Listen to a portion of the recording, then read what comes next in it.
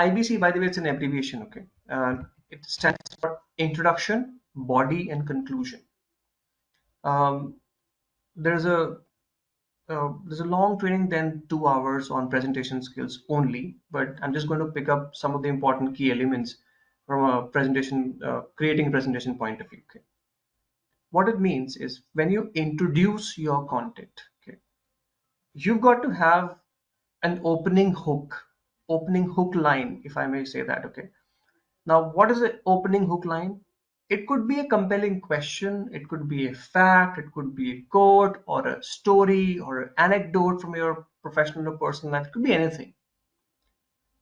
Why is it required? It is required to hook your audience for the first 90 seconds, 1.5 minutes. When you hook them for 90 seconds, and when you give them a story or a quote or a fact or a question, you would be able to build engagement from the beginning of your presentation. And when you're going to do that, they would be hooked to your content for at least the next 5 or 6 minutes, if nothing more. But the story of hooks statements doesn't end here. It actually begins from here. From a storytelling point of view, you are expected to use 10 to 12 hook statements if your presentation is going to be at least 30 to 45 minutes long. Now, it is now up to you which category of hook sentences or statements you want to use. Do you want to continue with the story? Do you want to continue with data? Do you want to continue with questions? It's up to you. Or you can use a mix of all. But if you have your hook statements, you'd be able to engage your audience after every 5 6 minutes. Okay. When you're going to create a presentation, ensure that the purpose of the presentation is very clearly written and communicated to your audience. I'll talk about how do you know your audience. I will speak about that. But I'm not sure if you've observed, when I was looking at the slide where I've mentioned the objectives, there are only 3 objectives of the entire presentation for today. Try not to overpopulate the objectives slide, at least on the presentation. Just keep it minimal. But obviously it's good without saying that you have to keep it relevant to the topic that you're going to present for the next 1 hour, 2 hour, right? Clearly state the purpose. Tell them that by the end of the presentation or your training or your webinar or your workshop, you're going to learn A, B, and C or D, whichever you want, right? Just be very clear with that. Now that's the introduction point of view. Body, which is the whole narrative of those objectives that you're going to put on your slide pack. Present there 2 to 5. The number is 2 to 5, but you can add more than 2 to 5 as well. Present the key ideas to ensure that there is clarity and there is retention of information of the message that you are trying to convey to your target audience. What do I mean by that?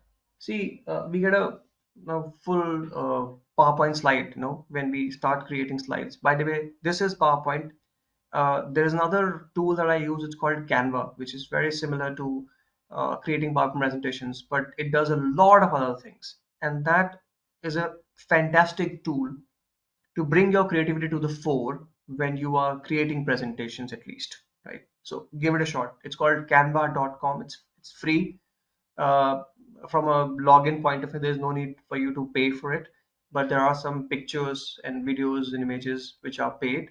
You would see an icon called there's an icon called tiara, or a crown. So that icon where you see on a picture on a video, that particular picture or video is going to be paid. Otherwise, most of the things are free there. So give it a shot. Going back to the body, use the sections and headings for all those key points that you're going to share with your target audience. And like Annette mentioned, her tutor or the teacher told her that there needs to be difference in the font size for your headings and for your sub content, right? So use that. Okay. What is not recommended, and I know some of you would say that no, we do it. It's good. It's great. There is no need to have an ocean of colors on your slide pack. What do I mean by that? Your topics are written in yellow, for example, highlighted with blue. The subtopics are written with green, highlighted with pink. The content or the lead content is written in black, highlighted with white. Okay. So it's called an ocean of colors coming my way. For me, it doesn't work, and I never recommend using an ocean of colors on a slide pack unless the colors relate to some technical pieces of information which people would be able to understand only with the addition of colors from the slide pack. So if that is the reason, go ahead. But otherwise, I would never recommend using a bomb of colors on your slide pack. Don't do that. Okay, just keeping the important messages in bold is going to do the job, right? Um, Last but never the least, and like I said, it's a long training on presentation skills alone. So this is just an overview of it.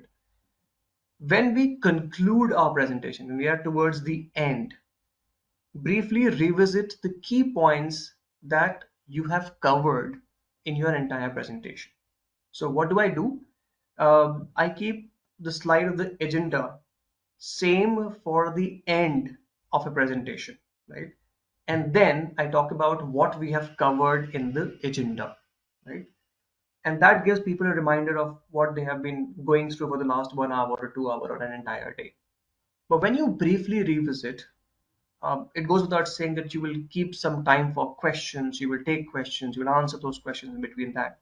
But revisiting these key points would give your target audience that level of satisfaction, at least if nothing else, that they have gone through the content A, B, C, D, E, F with you today, right?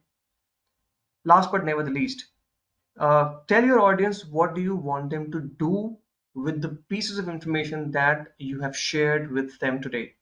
You know, in other words, it's called call to action. So what are they intended to do that you need to know when you are closing your presentation? That's how you should be creating your presentation. Okay. This is just a structure, but the thing that you've already mentioned, they certainly are to be required when you are creating PowerPoint presentations or powerful presentations, if I may change the word to powerful. Okay.